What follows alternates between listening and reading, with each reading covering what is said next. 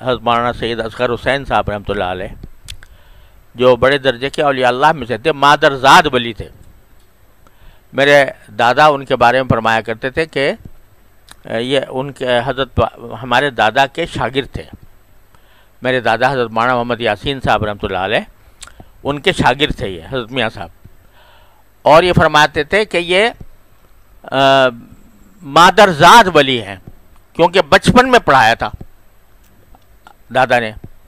بچپن میں جبکہ حضرت ہمارے دادا جو تھے حضرت مولانا محمد یاسین صاحب رحمۃ اللہ علیہ، وہ ساری زندگی انہوں نے دارالعلوم دیوبند میں فارسی اور حساب پڑھایا. حالانکہ حضرت حکیم الامت کے ہم سبق تھے، حضرت تھانوی کے ہم سبق تھے، تو پورے عالم تھے. لیکن بزرگوں نے اس کام پہ لگا دیا کہ فارسی پڑھاؤ اور ریاضی پڑھاؤ. تو ساری زندگی فارسی اور ریاضی ہی پڑھاتے رہے. درس نظامی کے جو اوپر کی کتابیں وہ کبھی نہیں پڑھائیں، لیکن اسی میں لگے رہے کہ بزرگوں نے لگا دیا، بس اسی پہ لگے ہوئے. تو حضرت میاں صاحب جو تھے، جو لہذا کم عمر لوگ آتے تھے حضرت کے پاس، کم سن بچے آتے تھے. تو حضرت میاں صاحب بھی کم سن تھے. تو کم سنی میں بچپن میں دیکھا تھا حضرت میاں صاحب کو. تو وہ فرماتے تھے میں نے بچپن سے ہی اس شخص کو مادرزاد ولی دیکھا.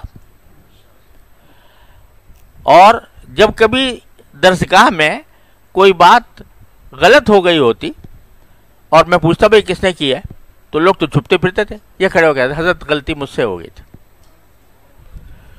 مجھ سے غلطی ہو گئی تھی. تو کہتے ہیں مادرزاد ولی تھے. تو میرے والد ماجد قدس اللہ تعالیٰ سرہ کے استاذ بھی تھے اور انتہائی بے تکلف بھی تھے. تو حضرت والد صاحب، عجیب عجیب واقعات ہیں ان کی زندگی کے. تو حضرت والد صاحب رحمۃ اللہ علیہ فرماتے ہیں کہ ایک مرتبہ میں ان کی پتہ چلا کہ بخار ہو رہا ہے بہت سخت. تو میں ان کو عیادت کے لیے گیا اور جا کر میں نے پوچھا کہ حضرت کیسے مزاج ہے. تو فرمانے کہ الحمدللہ میری آنکھیں ٹھیک کام کر رہی ہیں، میرا کان ٹھیک کام کر رہا ہے، میری زبان ٹھیک کام کر رہی ہے، میرے ہاتھ ٹھیک کام کر رہے ہیں، الحمدللہ میں کوئی چل بھی سکتا ہوں، پھر بھی سکتا ہوں. جتنی بیماریاں نہیں تھیں ان کا ذکر کیا، اور البتہ بخار ہو گیا، دعا کرو وہ بھی دور ہو جائے. تو جو نعمتیں حاصل ہیں عین تکلیف کے دوران ان کا استحضار کرنا، ان کا دھیان کرنا، اسی کو حضرت مراقبے سے تعبیر کیا. مراقبہ اسی کو کہتے ہیں کہ آدمی اس کا دھیان کرے.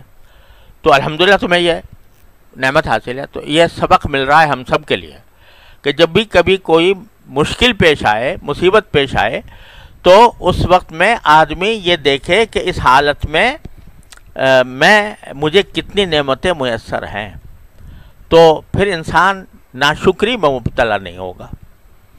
اور یہ مراقبہ کہ دوسروں کو بعض اوقات اس سے زیادہ تکلیف ہوتی ہے، مجھے اس کے مقابلے میں کم ہے، تو یہ مراقبہ اس کے یعنی یہ دھیان جو ہے وہ ایسے موقع پر انسان کے لیے بڑی تسلی کا باعث بنتا ہے.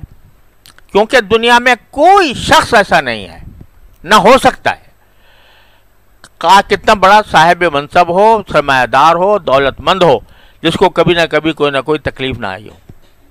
لہذا یہ سوچنا چاہیے کہ مجھ سے بہتر لوگ میں کئی لوگوں سے بہتر ہوں. اب جہاں تک تعلق ہے کہ برداشت نہیں ہو رہا، تو برداشت اگر نہیں ہو رہا تو وہ ایک غیر اختیاری معاملہ ہے، اس کے تم مکلف نہیں ہو.